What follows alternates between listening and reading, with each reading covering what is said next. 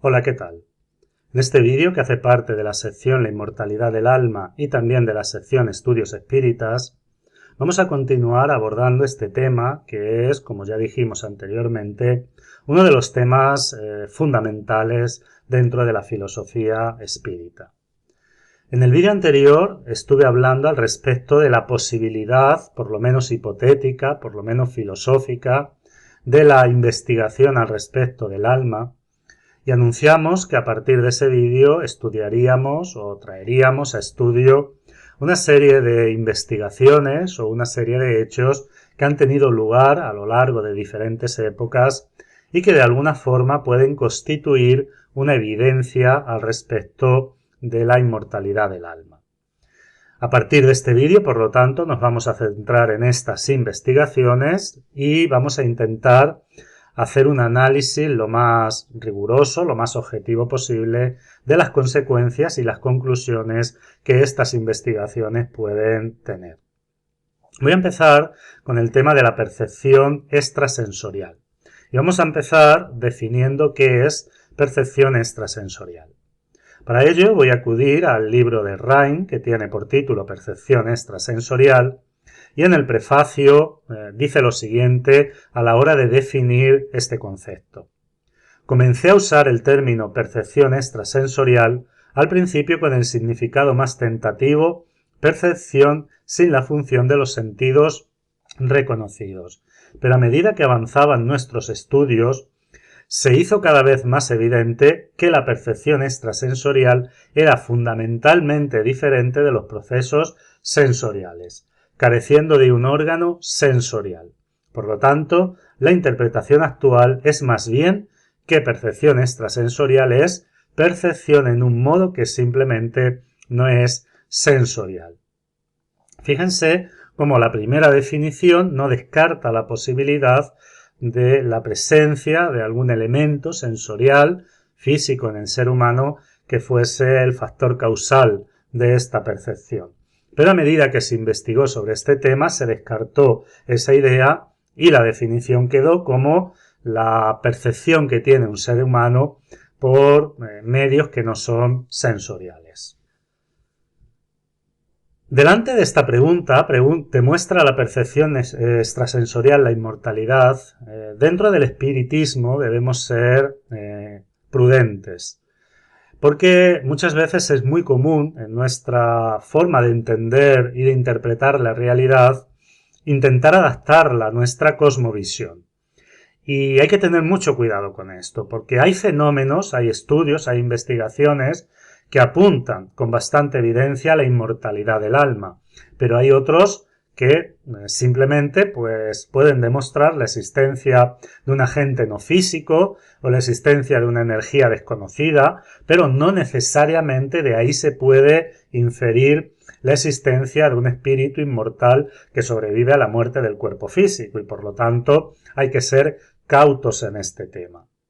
Por lo tanto, cada uno de estos fenómenos, cada una de estas investigaciones deben ser evaluadas de forma independiente y llegar a conclusiones que se adecúen con los hechos que estas facultades o que estos hechos o estos fenómenos producen y no sacar conclusiones ajenas a estos hechos. Por lo tanto, a la hora de valorar la percepción extrasensorial, debemos tener en cuenta que por sí sola no necesariamente demuestra la sobrevivencia. Demuestra sí la existencia de algo no físico en el ser humano, pero de ahí que sobreviva la muerte hay un paso, y ese paso también hay que poder demostrarlo y hay que poder confirmarlo. Por lo tanto, a la hora de responder a si el agente causal de la percepción extrasensorial es espiritual, debemos ser prudentes y es lo que vamos a intentar responder en esta serie, pero lo haremos cuando hagamos un estudio, cuando hagamos una investigación de otros hechos y de otros estudios. Por lo tanto, a la hora de responder a esta pregunta, no lo haremos directamente, sino que lo haré una vez que los estudios que se hayan presentado sean de alguna forma concluyentes o por lo menos presenten cierta evidencia a favor de la inmortalidad. Yo creo que esos pasos prudentes que debe dar un espírita son muy importantes, porque aunque es verdad que vamos a encontrar siempre gente que desacredite cualquier investigación que se haga dentro de este campo por prejuicios, también es cierto que hay gente con la mente abierta, pero que no va a aceptar una investigación si no está bien hecha y si las conclusiones no son coherentes con los hechos de esta investigación. Desde el espiritismo debemos ser prudentes a la hora de presentar estos hechos y de sacar conclusiones a este respecto. Es obvio que si queremos hablar de percepción extrasensorial, debemos hablar de Joseph Van Rijn. Vamos a hablar en este vídeo de Joseph Van Rijn, de su método, y en el vídeo siguiente, porque esto no da para un solo vídeo, ya describiremos muy detalladamente cómo realizó ciertas investigaciones y los resultados que obtuvo. Pero en este vídeo simplemente me voy a centrar en hablar un poco de su método, en hablar un poco de cómo estructuró las investigaciones para llegar a las conclusiones que posteriormente llega. Lo primero que hace Rijn es simplificar el fenómeno. Muchos fenómenos que están relacionados con la percepción extrasensorial o con facultades mediúmnicas son fenómenos sumamente complejos. Y el hecho de que sean tan complejos implica que no es fácil estudiarlos. Entonces, uno de los méritos, por lo menos desde mi punto de vista de Rijn, fue que supo simplificar el fenómeno de forma que fuese posible abordarlo y que fuese posible estudiarlo. Posteriormente, supo expresar los resultados de forma matemática, de modo que las conclusiones no sean simplemente subjetivas, sino que cualquier persona que se acerque a estas conclusiones pueda verificarlas y pueda comprobarlas. Usó una metodología adecuada, esto es muy importante a la hora de estudiar cualquier fenómeno, cualquier hecho. También repitió el proceso con diferentes sujetos, lo que le permitió comprenderlo mejor. No se limitó a algunas pocas experiencias con una única persona, con un único sensitivo, sino que repitió el proceso con diferentes sujetos y esto le permitió entender las diferencias que se producían entre diferentes personas que se sometían a las investigaciones. Y también algo desde mi punto de vista que es importante considerar, porque se le ha criticado a Rijn, es el hecho de que controló los resultados de forma independiente. Hay quienes critican que no hubo estudios o investigaciones a pares, pero esto no es verdad. Cuando analizamos la investigación que hace Rijn, vamos a ver que esa investigación está replicada por otros investigadores y por otras personas que se dedican a estos fenómenos. Vamos a empezar explicando muy rápidamente qué consistía la simplificación del fenómeno y para ello Rijn utilizó unas cartas que son muy conocidas, son las cartas Zener, que son unas cartas con 5 símbolos. Los símbolos son un círculo, una cruz, unas ondas, un cuadrado y estrellas. La forma de simplificar el fenómeno fue hacer grupos de 25 cartas y esto le permitía controlar los aciertos, los fallos y le permitía realizar estudios estadísticos de aquellos sujetos que habían acertado y que habían obtenido resultados por encima de lo que se considera el resultado que el azar determina. El resultado por azar es un total de 5 aciertos por cada serie de 25 y teniendo en cuenta ese dato él realizó un modelo matemático para validar o para rechazar estas investigaciones. Al respecto de este modelo matemático se le criticó a Rijn que no lo hizo correctamente y como fue una crítica que se hizo bastante popular, me gustaría traer un texto de su libro El nuevo mundo del espíritu, que en el capítulo 2 dice lo siguiente. Tengamos en cuenta, por ejemplo, la cuestión matemática. Después del primer reporte sobre las experiencias de percepción extrasensorial en el laboratorio de Duke, en 1934, algunos psicólogos publicaron trabajos críticos. Ningún estadístico publicó nada al respecto, atacando los procesos estadísticos de evaluación empleados. En el año 1937, la discusión se había vuelto acalorada y el Instituto Americano de Estadística Matemática, cuando realizó la reunión anual en Indianápolis en aquel mismo año, publicó el reporte, hoy bien conocido, sobre las matemáticas de los trabajos de percepción extrasensorial. Y fíjense, aprobando enteramente ese aspecto de la investigación. Es una declaración independiente por parte de la autoridad más competente. Fíjense, porque quedó totalmente establecido que el modelo matemático que usa Rhine es un modelo matemático perfectamente viable para el estudio que realizó y que no se equivocó en los cálculos. El modelo matemático que usa Rhine está descrito de una forma bastante pormenorizada en el capítulo 2 de su obra Percepción extrasensorial. Quiero leerles también el párrafo siguiente del mismo capítulo del libro El nuevo mundo del espíritu, donde Rhine hace una apreciación que me gustaría compartir con ustedes y también hacer algún comentario al respecto. Ahora bien, si la cuestión son las matemáticas, los que atacaron los trabajos de parapsicología por el aspecto matemático debían haber retirado la oposición, al menos en algunos casos, demostrando interés por las investigaciones. Sin embargo, el hecho fue que aquellos que criticaron los procesos matemáticos siguieron siendo críticos, atacando ahora los procesos experimentales. No parece haber tenido resultado nuestra respuesta satisfactoria a la crítica del proceso matemático. No se registran conversiones entre esos críticos. Fíjense hasta qué punto llega el prejuicio del ser humano. Con razón dijo Albert Einstein que era más difícil desintegrar o romper un átomo que romper un prejuicio.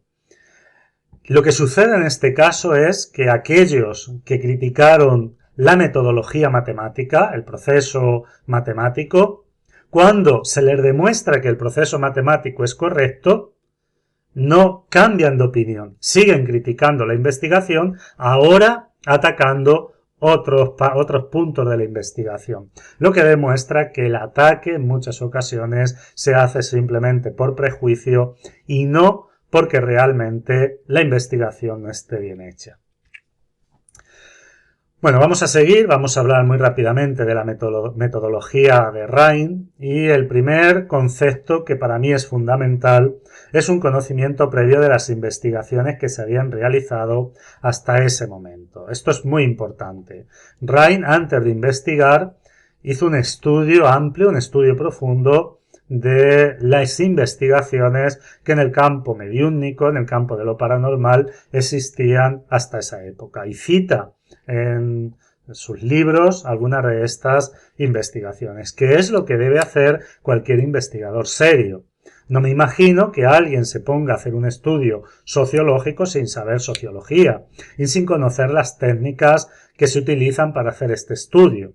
Sin embargo, si encontramos, sobre todo algunos ilusionistas, que porque saben de ilusionismo ya creen que saben también de fenómenos mediúnicos, de fenómenos paranormales y los investigan sin tener conocimientos previos. Esto no se da en Rhine. Él, cuando se decide a investigar todos estos hechos, lo hace con un conocimiento previo de lo que se había hecho hasta ese momento. Para Rhine es muy importante la diferencia entre afirmación y prueba, y lo considera que es fundamental para partir con una base científica. Él pone, por ejemplo, los hechos históricos. Y los hechos históricos en muchas ocasiones apuntan a la realidad del fenómeno paranormal o del fenómeno mediúnico. Pero estos hechos históricos, que en muchos casos pueden ser totalmente ciertos, son hechos históricos, pero no se pueden presentar como una prueba. La prueba es cuando un hecho se demuestra en laboratorio con unas condiciones que permiten validarlo de forma totalmente cierta. Por lo tanto, es muy importante diferenciar entre un hecho histórico, una afirmación histórica, que puede ser verdad, pero también puede no ser cierta, y una prueba que es cuando ese hecho se confirma en condiciones de investigación que permiten afirmar su realidad. Por lo tanto, para Rhine esto es también muy importante. Yo creo que demuestra la seriedad y la calidad de su trabajo. Análisis de todas las hipótesis. Esto también es muy importante, porque si trabajamos solamente con una o dos hipótesis, y generalmente esas hipótesis suelen ser las que se adecúan a nuestros puntos de vista, las conclusiones pueden estar sesgadas. Están sesgadas por nuestra cosmovisión y por lo tanto es importante a la hora de evaluar o de hacer estas investigaciones analizar todas las hipótesis. Y en diferentes obras suyas Rhine hace un estudio de diferentes hipótesis que no tienen nada que ver con la percepción extrasensorial, y cuando afirma la realidad de la percepción extrasensorial es porque ha valorado y ha barajado otras hipótesis. Muy importante hacer un diseño correcto del experimento, con la finalidad de adoptar todas las precauciones para eliminar el fraude, el azar y cualquier otra eventualidad que pueda existir. Esto es muy importante para que el experimento devuelva resultados convincentes y positivos. Y por último, análisis de los resultados. No solamente se debe saber investigar, sino que además se debe saber sacar y extraer los resultados. Y los resultados deben ser significativos, deben ser ponderables, deben ajustarse a los resultados obtenidos y nuevamente digo que no deben estar sesgados por la opinión previa que nosotros teníamos. Por lo tanto, estas características creo que se encuentran bastante presentes en Rhine, lo que hace que su investigación y que su trabajo sea, pues, como mínimo, digno de ser tenido en cuenta. Otro elemento que se encuentra en Rhine, que desde mi punto de vista es bastante importante, es la posibilidad que tuvo de analizar a diferentes sujetos. Como dijimos, Rhine hizo un macroestudio, donde ya diremos en el vídeo siguiente las cifras generales, y esto le permitió trabajar con diferentes personas. Y esto es muy importante porque permite entender ciertas variables que se dan en los hechos que si estudiamos a una sola persona o a dos personas quizás no podamos percibir. El método que utilizó Rhine fue principalmente alumnos de la universidad y él hizo junto con su equipo muchas pruebas de percepción extrasensorial a muchas personas. Pero no todas las personas a las que se les hicieron estas pruebas presentaban resultados significativos. Por lo tanto, en primer lugar, se seleccionaron aquellas personas que presentaron resultados significativos y con las que se podía hacer realmente un estudio claro de percepción extrasensorial. Aquí les he dejado el nombre de los 8 sujetos, de los 8 sensitivos, con los que Rhine elaboró su primer informe y sobre ellos es sobre los que escribe este libro, Percepción extrasensorial. Obviamente, como he dicho, en el vídeo siguiente vamos a hablar más detenidamente de estas investigaciones. Aproximadamente, no llegó, pero casi, aproximadamente, con estos 8 sujetos, Rhine hizo unas 100.000 experiencias. Yo creo que ya es un número de experiencias suficientes para poder determinar si los resultados son o no son positivos. Y por último, un tema muy importante sobre el que hablaremos más profundamente en vídeos siguientes fue el control independiente de los resultados y ideó un método para evitar el fraude. Muchas de las investigaciones las hizo Rhine en persona, pero en otras ocasiones no las hacía él, las hacía otro investigador, otra investigadora, y se hacían de la siguiente forma. Al principio no, pero luego se diseñó este método. El investigador, que generalmente estaba en una habitación distinta del sujeto, el sensitivo, cuando terminaba la serie de 25, guardaba en un sobre que posteriormente sellaba el orden en el que había ido mentalizando, por ejemplo, las cartas. Y el sujeto guardaba también en un sobre que posteriormente sellaba, es decir, el sensitivo, el orden que él creía que las cartas habían tenido. Estos dos sobres completamente sellados se entregaban de forma independiente a Rain, es decir, el investigador entregaba el suyo y el sensitivo entregaba el suyo. Y posteriormente Rain los comparaba, de forma que ni el investigador ni el sensitivo tuvieran la posibilidad de modificar los resultados para que sean positivos. Esto es muy importante porque estos métodos de control fueron muchos, fueron muy exhaustivos. Repito, en el vídeo siguiente hablaré un poco más a este respecto, pero desde mi punto de vista creo que como mínimo hacen que el trabajo de Rain deba ser considerado y tenido en cuenta. Por último, porque el trabajo de Rain, aunque hizo otros estudios, pero el grueso de su trabajo se dedicó a la telepatía y a la clarividencia, vamos a definir qué es telepatía y qué es clarividencia y la diferencia que hay entre uno y otro. Para ello voy a utilizar la obra de nuestro compañero John Eizpurua, Historia de la Parapsicología. Estoy utilizando la segunda edición, publicada en 1989 y editada por Edicomunicación. En esta obra, en la página 186, John describe la telepatía de la siguiente forma. Es una forma de comunicación extrasensorial que permite a una persona captar el contenido mental de otra. Es lo que se conoce como transmisión del pensamiento. En cuanto a la clarividencia, en la página 192 la describe de la siguiente forma.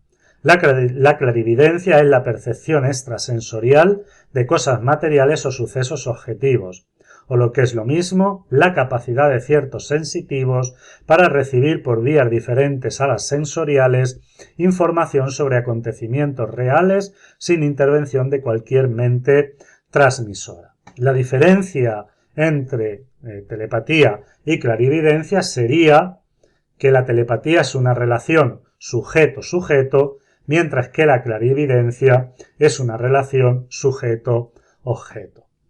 Y hago este análisis, esta definición de telepatía y clarividencia, porque, como he dicho, en el siguiente vídeo me voy a centrar en los resultados que se obtuvieron al respecto de estas dos formas de percepción extrasensorial. Y las voy a presentar en conjunto porque la investigación de Rain reveló que aquellos sensitivos que permitían obtener resultados positivos en telepatía también los obtenían en clarividencia y a la inversa. Hasta el punto de que muchos investigadores piensan que hay una relación, o por lo menos que no es fácil determinar cuándo se está trabajando con telepatía y cuando se trabaja con clarividencia. Se han diseñado incluso investigaciones que se llaman de telepatía pura, una forma en la que la clarividencia no sería posible, o de clarividencia pura, una forma que descartaría de cualquier tipo de telepatía. Esto no sé si dé tiempo a hablar de todas estas investigaciones porque, repito, me voy a centrar fundamentalmente en las cuestiones de las investigaciones al respecto de la mediunidad. Dicho esto, voy a terminar este vídeo. Espero que, como siempre, el contenido haya podido ser útil para todos ustedes y nos vemos en el vídeo siguiente.